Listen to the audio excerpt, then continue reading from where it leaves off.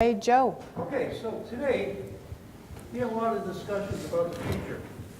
In every single panel, when asked about innovation for the future, what was the one common thing they mentioned? Blockchain. No one really knows what blockchain is. They really think it's going to have an effect in the future. My sheet's back after you. So, blockchain.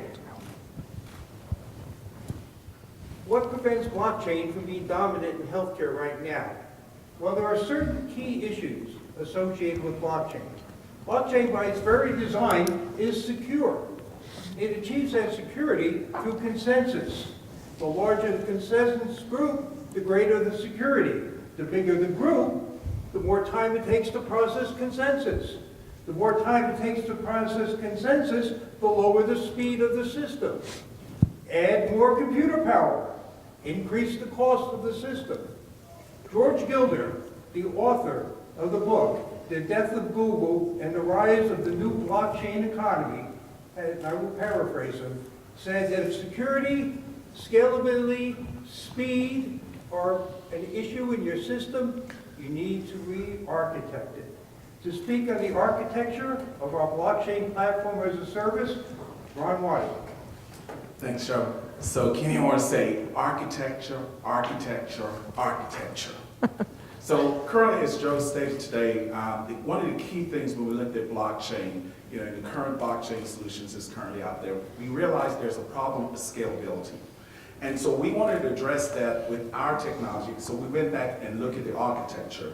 And when we looked at it, the 4 areas that we were keenly concerned with was security, scalability, extremely fast, and very agile. So we wanted to take a solution and make it those 4 things and built it into the architecture itself. And so the blockchain architecture that utilizes several different design patterns designed specifically for distributed computing to solve many blockchain scalability challenges. So our private permission-based blockchain consists of a proprietary event-driven architecture at the microservice layer for agility, resilience, and scale. This makes our blockchain solution a behavioral platform. Again, behavioral platform. This behavioral platform is designed to scale and consume millions of requests externally. Although it consumes external requests via standard web API, internally this communication is through proprietary event architecture at the microservice level. How do we get this done? Well, we get it done by using what we call virtual actors. These virtual actors have density that can scale. For instance, you can take a virtual actor, when a transaction comes across, 2 million virtual actors can be created in one container.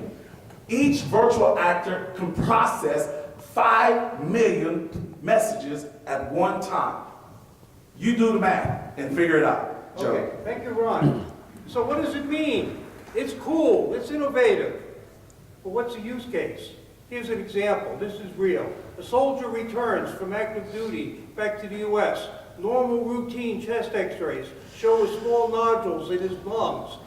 The protocols are, come back in 3 months, we'll check you out. The soldier feels fine at 3 months. I'm not coming back. 6 months later, he shows up in the emergency room. The next x-ray shows 4th stage lung cancer. 6 months later, he passes. What does blockchain do for this? Well, as Ron pointed out, it's a behavioral platform. What does a behavioral platform do? It's not about tracking transactions. It's about interacting with the patient, the physician, in ways that we have never done before. We can track that patient. We can inform that physician. We can send them a message many ways, including Alexa. Hey, Tom, did you make your appointment yet? Thank you. Thank you so much to the Dell team. And Sharps, you're up. So first of all, that was the best presentation I've seen so far. Good tag team and a lot of energy. Really liked the way you presented everything. You talked about cost up here, because you're talking about 160 times faster. What is the cost comparison? Is this thing going to save cost? Go ahead. I got this one, Ron. We're a team here. Yeah. Okay, cost. Remember where I said you got to have speed, all right? You have to add what? Computer power. So what is being done in blockchain today? They're adding GPUs. They're adding VM clusters. There was a slide earlier on here that showed a Dell server. We achieved that 160 times faster speed with 3 R640 Dell servers running on our good friends Intel's processor. Good. Can you talk about a couple or a few competitors? Can we talk about a few competitors? Yeah. We'd be happy to talk about competitors, but let's talk about it in terms of their technology versus our technology, okay? The existing technology requires you to throw more computers at it to achieve speed and consensus and not compromise security. Because of what Ron described in our architecture, we don't have those compromises. Will the rest of the world figure this out? Maybe they will. That's generally what happens, okay? The forecast for this from Gartner is that by the year 2030, blockchain will be trillions of dollars in revenue.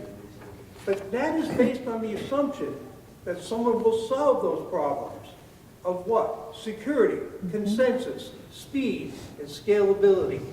I am telling you that those problems are solved today. So the veteran comes home, he has this nodule, and then he goes back into the community. I imagine he could possibly follow up at a DOD facility. Maybe he could follow up at a VA facility. Maybe he could follow up somewhere in the community, in the new VA network. How does this track him? How does it find him? Ron, do you know that one, or I need to? You need to get that. So how does it track in the new VA community? Is that the question, basically? Well, it could be VA, it could be DOD. He could have private insurance through his wife. Exactly. Or okay. So she could have through her part of that husband. new community, if I got this right, is communicating with patients, making data available to patients. So what happens when you make data available to patients? Where's the integrity? Where's the security? If you can't have 100% trust in that data, it has no value. That's what this blockchain delivers, okay? 100% trust, 100% integrity of that data. Because if you change the data, we know. We don't accept it. So Joe, it sounds like that you are taking credit for a lot of other folks' technology. Really help me with the understanding here. You are providing an underlying foundation which enhances security, which other technologies can then lay on top of or take advantage of to do what they do. Is that accurate? Yeah, I would say we have a patent pending on this, and our patent is based on the process, okay? We're not out there reinventing Intel microprocessors. Let me take this for a second. Our technology is an architecture. It's peer-to-peer. And so we're not using any one external technology. Everything is built into the architecture itself.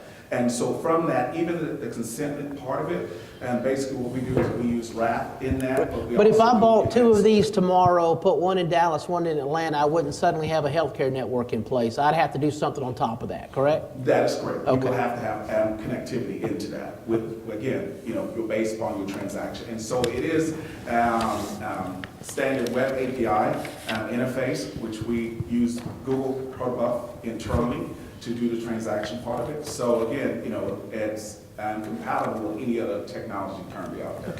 Thank you. We have time for one quick question and a very quick answer.